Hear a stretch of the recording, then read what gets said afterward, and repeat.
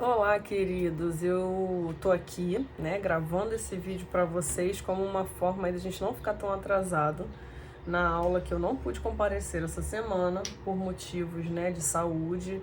Me deu uma sinusite muito forte. A gente está aqui atravessando no Rio de Janeiro e no Brasil de uma forma geral, né, um período de extrema seca no mundo, né? E queimadas, enfim, eu tava 2 semanas gripada, como vocês puderam perceber, e ainda tô um pouco fanha, e aí a sinusite no final de semana atacou muito forte, ao ponto de me dar leves tonturas, então eu fui tratar essa parte mesmo, garganta muito inflamada, né, enfim, ainda tô um pouco entupida, mas fui me recuperar. E aí hoje eu quis gravar para vocês essa aula aqui, com base no slide sobre a história do direito na Idade Média, na Era Medieval, né? Especificamente a queda do Império Romano e até o ressurgimento desse direito, tá? Para ajudar vocês, obviamente que eu vou tratar disso na próxima aula presencialmente, mas eu acho que é uma forma de vocês ficarem menos tensos, porque a prova está se aproximando, e também uma forma aí de vocês estudarem também, né, posteriormente, porque eu sei que vocês gostam de ficar revendo aulas e falando o tempo inteiro, né, botando aqui o vídeo várias vezes para rodar para vocês absorverem um pouco melhor isso. Então, essa aula é baseada no slide que eu enviei nos grupos, né, para aqueles que esses vídeos acabam extrapolando um pouco o público-alvo, que foi um grande objetivo, que são meus alunos da Universidade Cândido Mendes. Então, para aqueles que estão assistindo a primeira vez ou que têm interesse nessa temática, né, eu sou professora de História do Direito na Universidade Cândido Mendes, também professora de História no curso de História também da mesma universidade, e essa aula é específica sobre a história do direito após queda do Império Romano, tá bom? Então vamos seguir. O primeiro slidezinho de vocês, na verdade o 3, né? Eu botei uma linha do tempo mostrando como vai se estabelecer esse direito na Era Medieval. A gente viu que o direito romano ele foi um direito extremamente burocrático, ficou burocrático, né? Burocrático não digo assim, mas complexo, avanços legislativos, avanço na parte doutrinal, avanço também no período pós-clássico, a questão das constituições que estão sendo elaboradas, mesmo com a queda de Roma, esse direito continuou se desenvolvendo na parte oriental do Império. Então percebemos isso tudo na última aula, e eu coloquei aí para vocês isso. Como ficou esse direito com a queda, né? É isso que a gente vai ver hoje. E como vai ser esse direito aí ao longo da Idade Média. Então, a Idade Média ela vai ser composta de períodos. Aqui nessa aula eu dividi em 2 períodos de acordo com a bibliografia que a gente utiliza, tá? A ementa. Mas aqui eu coloquei para vocês, né, que 473 é a queda do Império Romano, século 7, século 8, a gente já tem aí uma estruturação, um direito feudal já estruturado. É óbvio que esse direito feudal ele vem sendo criado desde a queda do Império no século V, né? Assim como um direito muçulmano também já se estruturando. 639 a gente tem aí Maomé surgindo, né, como profeta, e um direito que volta a ter a ligação com a questão divina, um direito revelado. Então é um direito que está mesclado com questões religiosas, culturais, políticas, né? A gente vê isso, é um direito que ainda existe, né? Que tem formas aí de ser interpretado no mundo, mas dependendo da corrente xiita, sunita, e dependendo também do próprio Estado, né? Como os Estados adotam o direito muçulmano ou islâmico. Mas enfim, no século XII a gente tem uma reestruturação do direito canônico. Esse direito canônico que eu falei para vocês, que passa a ser institucionalizado no século IV, né? 313 o cristianismo ele é permitido no Império Romano, 385, se eu não me engano, se torna a religião oficial do Império. Então, esse direito canônico ele passa a ser institucionalizado dentro do Império Romano ainda, e ele vem se desenvolvendo, né, escrito, com textos escritos. Ele vai ser o único direito aí basicamente na Era Medieval que está usando essa parte escrita, a questão processual, mas ele vai sofrer uma grande reforma a partir do século XII, e a gente vai ter uma aula na próxima específica sobre o direito canônico, que eu julgo ser muito importante, né, para a nossa linha do direito ocidental, saber do direito canônico e também direito romano por conta dessas bases. Além disso, no século XII também surge aí o direito inglês, um direito jurisprudencial, que eu tenho um videozinho aqui no canal e eu vou passar para vocês também, que é um direito de uma linha distinta do direito romano canônico que vai se estabelecer aí no século XII, o romano canônico mais positivo, né, legislativo, vai ter aí um processo muito inquisitorial, muito influente pela igreja. O direito inglês já vai ser um direito jurisprudencial, né, onde a jurisdição do rei e as decisões tomadas por essa jurisdição vão ter base aí de direito e vão estar acima das jurisdições locais. Por fim, entre os séculos XVI e século XVIII, a gente vai ter aí uma formação do que a gente chama de um direito natural moderno, né, com bases em questões filosóficas, mas na reflexão daquele mesmo direito natural já visto lá na na Antiguidade, por Platão e Aristóteles, já revisto também na Idade Média por Santo Agostinho, posteriormente São Tomás de Aquino. O direito natural moderno, ele vai dar bases, por exemplo, para o liberalismo econômico e político que vai surgir depois também, tá? Então vamos lá, o mapa mental que eu apresentei para vocês no material é o mapa mental da queda do Império Romano, só para a gente fazer aquela breve revisão, né? O Império Romano, quando a gente chama de Império Romano, já da era imperial final, e quando eu falo da queda do Império, eu estou falando do Ocidente, da parte europeia, né? Já falei isso para vocês, a parte do Oriente mesmo, ela vai continuar lá até a tomada dos turcos de Constantinopla. Mas a gente tem o quê? A gente tem tentativas de solução de crise interna em Roma, né, nesse período imperial. Então a gente tem aí a chamada Pax Romana, uma modernização. Que modernização é essa? Obras públicas, investimentos nas cidades, né, emprego para as pessoas que estavam aí desempregadas naquele aumento populacional.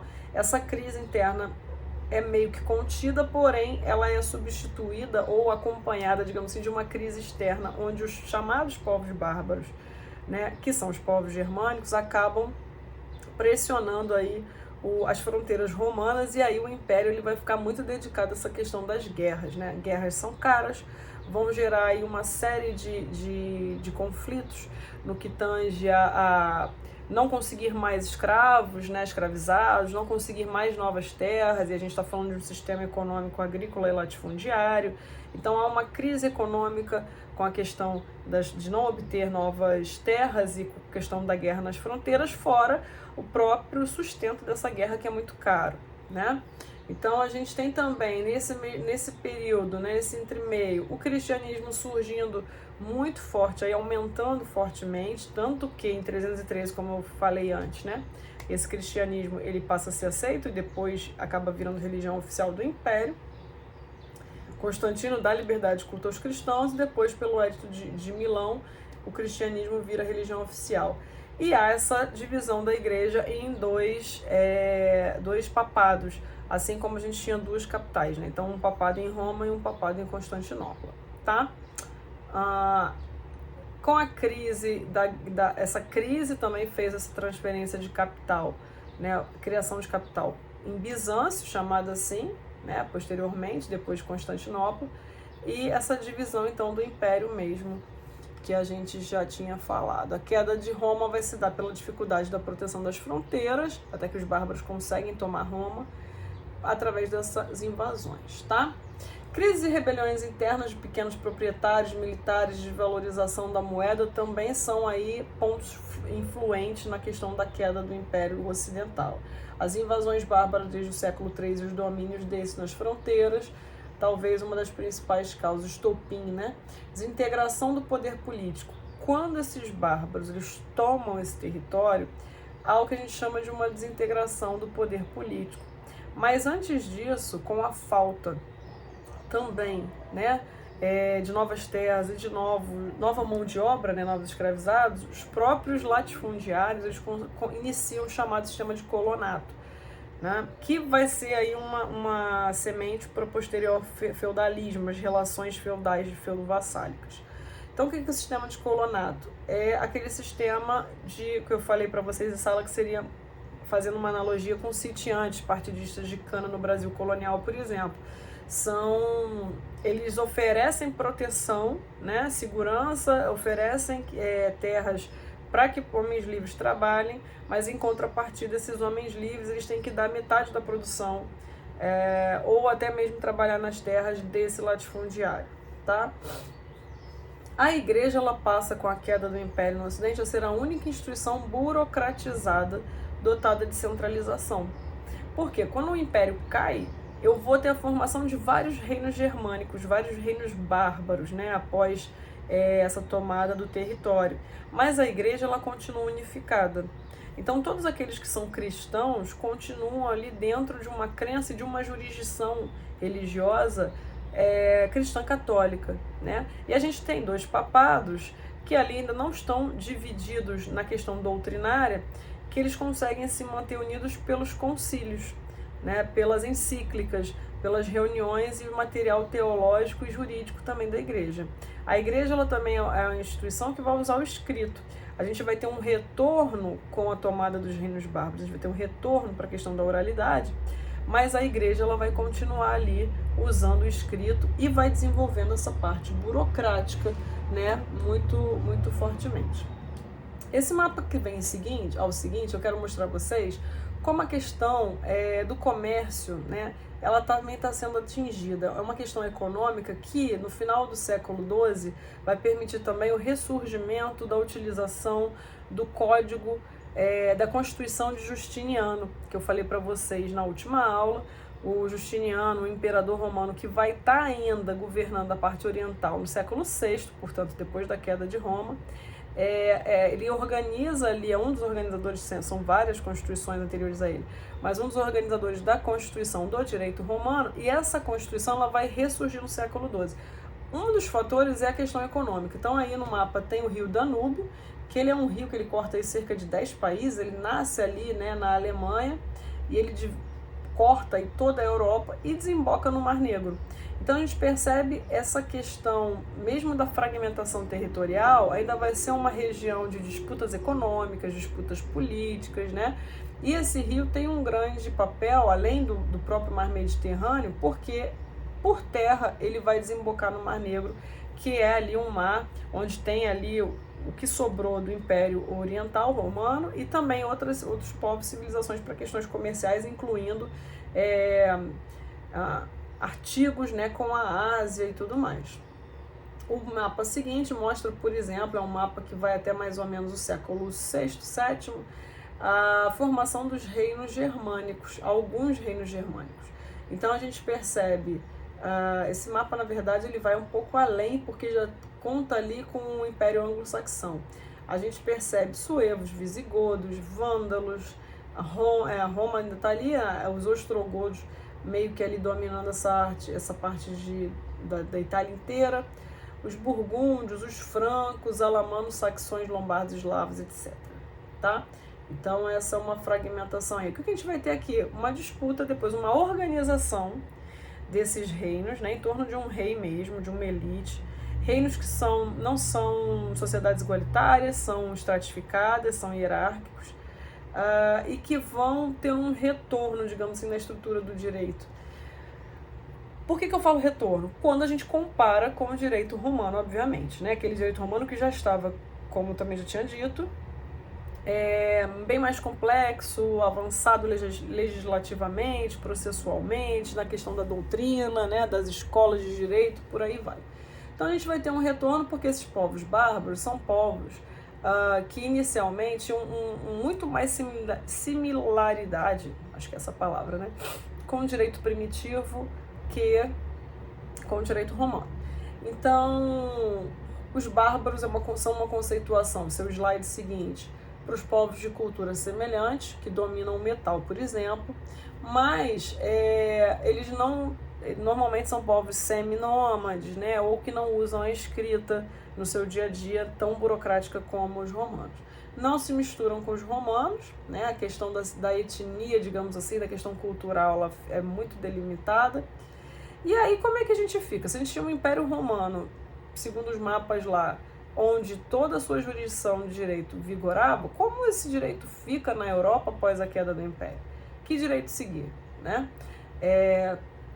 Como esses povos não se misturam, aqueles que tinham ainda uma cidadania romana, se acreditavam como romanos, eles vão continuar seguindo o direito romano. E essa cultura do não escrito vai acabar fazendo com que o antigo, né, entre aspas, direito romano se torne um direito costumeiro, se torne um costume para esses que se identificam como romanos, tá? Enquanto que os povos germânicos que não se identificam, eles vão usar mais o seu direito costumeiro, o seu próprio direito. Esse princípio, esse conceito é chamado de pessoalidade do direito, alguns historiadores chamam de personalidade do direito também, é o que a gente fala que cada povo vai usar o seu direito ali, naquele espaço. Então, o direito romano ele passa a ser considerado um direito superior, né? E os direitos locais, eles passam a ser mais utilizados. Isso também já é aquela brecha para o feudalismo que vai vir a seguir. Há uma consolidação dos costumes, como reflexo também, é contraditório isso, né? Mas como reflexo da influência da cultura e do direito romano nesses povos germânicos, eles vão consolidar os seus costumes, vão escrever os seus costumes em latim, que passa a ser a língua universal. Então a gente vê uma influência do direito romano que já estava escrito, né, organizado em constituições, nesses povos germânicos, porque eles vão também organizar espécies de códigos, muitas aspas, não é um código, mas uma compilação talvez de seus costumes em latim também. Então a gente tem alguns exemplos como a lei sálica, tem outra ali, o chamado direito romano vulgar também, que está no slide, né, que vão ser essas formas sobreviventes de direito romano, lex burgundoro, dos burgúndios, dos visigodos, alguns inclusive surgindo antes do Código do Justiniano, Código do Justiniano que é de 536, como apontado na última aula no quadro. Ele, no ano 500, os ostrogodos, os visigodos, eu acho, os ostrogodos, agora eu não lembro bem, acho que os ostrogodos já tinham ali uma primeira compilação no ano 500. Então é interessante observar isso. Há um desaparecimento dessa jurisdição central, de um governo unificado central, né, da lei civil na mão dos imperadores e dos reis. Então esses costumes vão ficar mais nas mãos dos locais. Como eu também falei, já é uma gênese para os futuros feudos, né, digamos assim, os nobres que vão ter ali condes, duques, que vão ter esse poder de jurisdição local também. Não que vá deixar de existir uma jurisdição real, mas ela enfraquece, né, se comparado também ao direito romano imperial. A cultura escrita vai ser mínima e o direito canônico passa a ser o único direito escrito e universal. E a igreja vai usar o direito romano quando achar necessário. Quando tiver brechas para a resolução dos seus conflitos, a igreja ela vai utilizar esse direito romano. Então prestem atenção, a gente está falando aqui de queda do império entre o século VI e o século mais ou menos XI, né? Que é um período aí de século VI até o século VIII, um período de construção, de adaptação, de estruturação, porque a gente vai chamar de feudalismo, que, digamos que surge mais fortemente concreto no século VIII, né? E que fica aí vigorando até o final da Idade Média em diferentes partes da Europa. Mas nesse período do século VI e século XI, a igreja ela está fechadinha. Ela continua usando seu direito escrito, ela continua fazendo seus concílios, ela continua produzindo seus textos jurídicos com muito viés teológico ainda e usando aí o próprio direito romano quando ela acha necessário. Então a gente já vê duas formas aí de direito, né? Um direito já meio pluralista, costumeiro, onde, por exemplo, eu não tenho mais os processos como tinha Atenas ou mesmo Roma, mas eu já tenho um processo simplificado chamado ordalho, que são provas de fogo, né? Que são processos diretos que acontecem na hora, se resolve diretamente nas localidades, mas a igreja continua com a sua estrutura ali, produzindo ali seus documentos, seu direito. O mapa seguinte, por exemplo, vai mostrar a ascensão de Carlos Magno, né? O rei franco. Carlos Magno ele vai ser um rei muito significativo nessa história medieval e na própria estruturação do chamado feudalismo, né? Porque ele consegue expandir o reino franco bastante, né? Ele vai tomando regiões, aí, culturas, povos, ele vai expandindo. Dizem que a intenção dele era realmente quase que formar um novo império romano, né? Na geografia. E nesse mapa vocês podem ver várias regiões, né? Neustria, Aquitânia, Borgonha, Provença, o Reino Lombardo, onde estava Roma, né? Bavária, Caríntia, enfim, várias regiões aí dominadas então pelo Império Franco. O que o Carlos Magno faz de interessante para a questão do direito? Ele faz um acordo com o Papa de Roma. Vocês veem que Roma está na região da Lombardia, e em um ano novo, que se diz é que o Carlos Magno ele vai até o Papa, que está em Roma, não é o Papa de Bizâncio, né, de Constantinopla, e ele faz um acordo assim.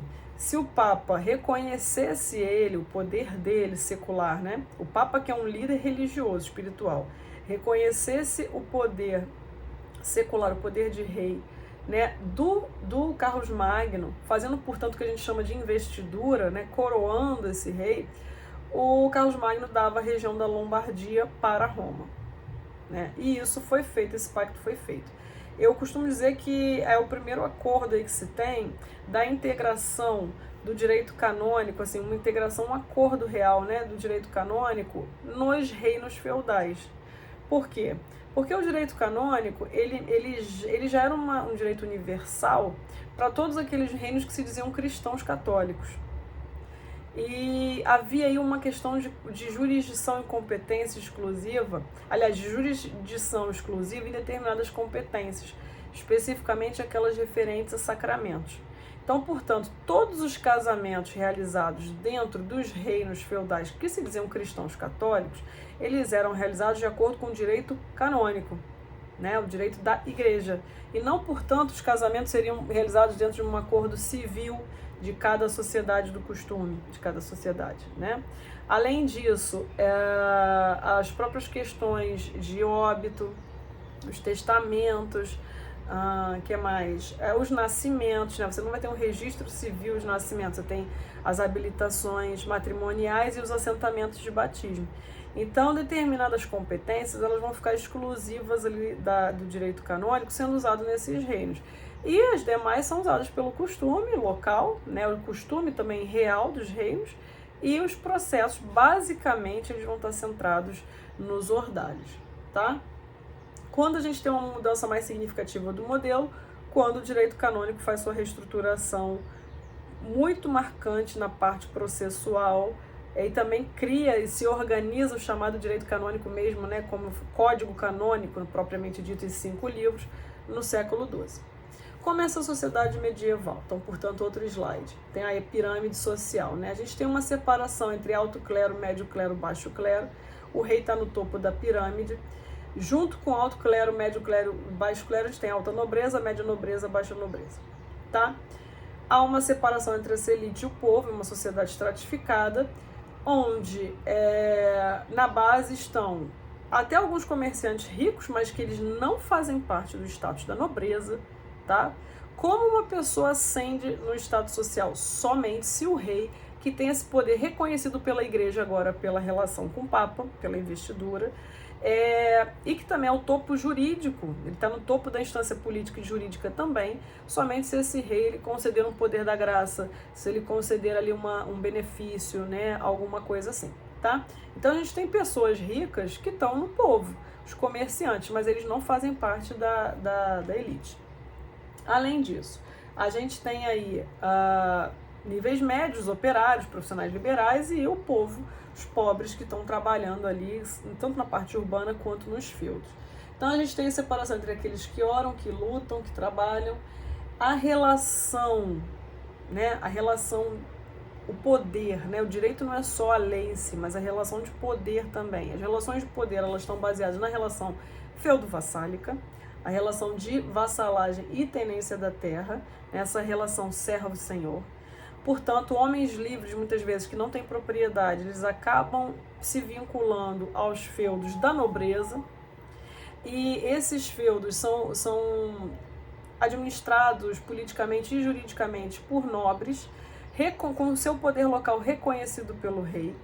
Então a gente tem ali uma relação da nobreza, onde o rei reconhece o poder local dos nobres. Esses nobres dão poder também a esse rei, porque reconhece esse poder real, porque garantem, por exemplo, exércitos quando necessário e vice-versa, tá? E a igreja está incluída nisso, porque a igreja é uma grande senhora de terras também.